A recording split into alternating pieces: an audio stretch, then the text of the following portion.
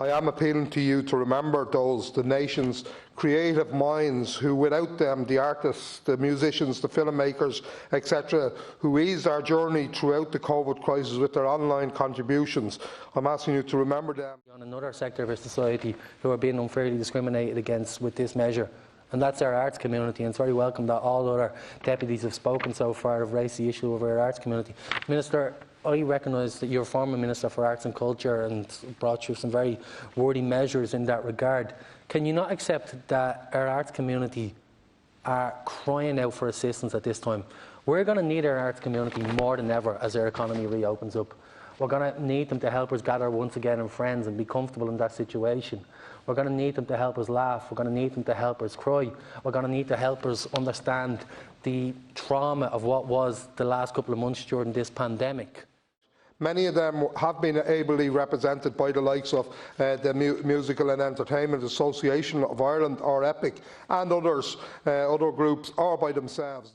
Every entertainer, from the small little Ian with the fiddle playing some flagpoles, from the small little groupie, and all the flana, and all the people that are give solace and entertainment to people up and down the country, Gach Shockton, Gach Law, and this is all stopped.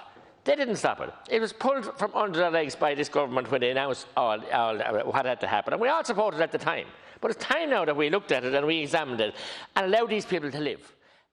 And the other thing that's really going on in this bill is an attempt to whip people who lost their jobs through no fault of their own as a result of public health advice into low-paid employment in other jobs. That's what you're doing. That's what you're giving yourself the legal right to do, is to put pressure on people who work in the arts, in live entertainment and music to go, I don't know, and go and work at McDonald's.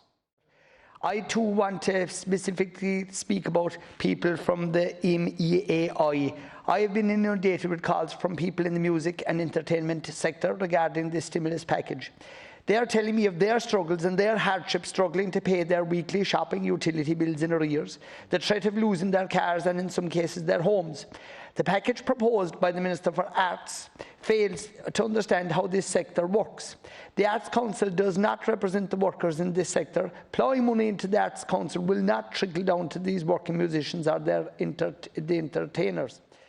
In August, as one person said in a letter to me, I am not unemployed. I am forced not to be employed as a direct result of government guidelines. That's unacceptable. We ask so much of our arts community and have offered them very little in return. We went from having one of the lowest arts sector funding in the EU to now bringing in a measure that afforded them some sense of dignity during the pandemic, and now we're going to strip them away at the same time, asking them to keep creating on the world-renowned level that they've done to this point. Minister, that needs to change. We need to respect our artistic community. Like the others, Minister, I want to make a case for entertainers, musicians from all around the country. Speaking to this bill, the point I'm trying to make, I'm afraid there's not enough being done for this sector. The Minister for Arts is like a farmer with 200 cows who have nothing to eat. The farmer gets money that could feed every cow, but instead feeds 10 cows and spends the rest of the money putting a cinema screen inside in the shed so the other 190 cows can watch the videos of the cows eating the grass. Minister, also I support what Deputy Curran said, to allow the self-employed to make a declaration of their income for 2019 so that they can be properly assessed on their most recent income for PUP into the future. Because they're self-employed, they're not looking for anything, they pay their taxes, they pay their insurance, and above all they give entertainment, they give value for money, and they reach into people's homes and the local radio stations and everything else and their records, and people like them and love them as part of our culture, our ducas, our heritage, and they must be supported in that. And two major victims of this are three artists, taxi drivers and people who work in the bar industry.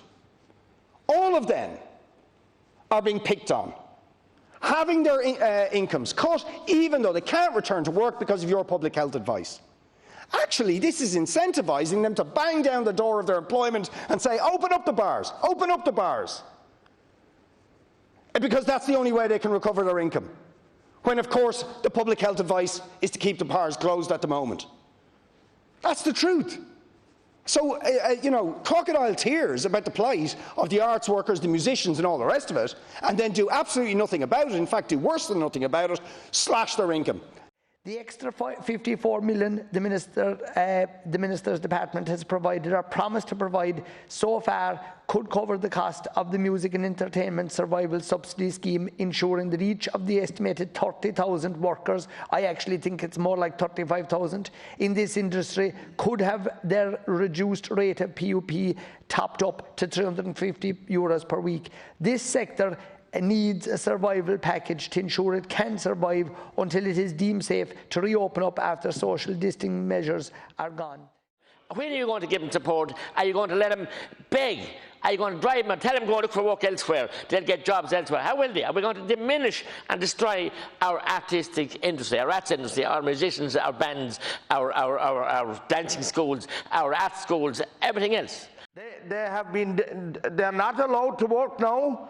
And I'm appealing to Minister that this embargo on those people who played in local pubs and clubs, that they be allowed to work as soon as possible. Thank you, also, they should get some kind of financial assistance to keep them going in the meantime. Thank you very much.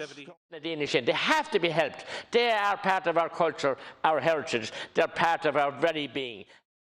In relation to people looking for work, and I know there are some sectors that haven't opened up yet, and hopefully the remainder of those will be allowed to open on the 10th of August. But the department, in terms of making sure people are looking for work, they will take a common sense approach. So if you're in a sector that is waiting to reopen soon, then that's okay. That's fully understandable that you're waiting for your job to come back. So if they file their 29 returns to the Revenue Commissioners, we will certainly accept those figures, because in some cases I can fully understand that there may be a better figure, they're entitled to a higher payment, so we will accept those.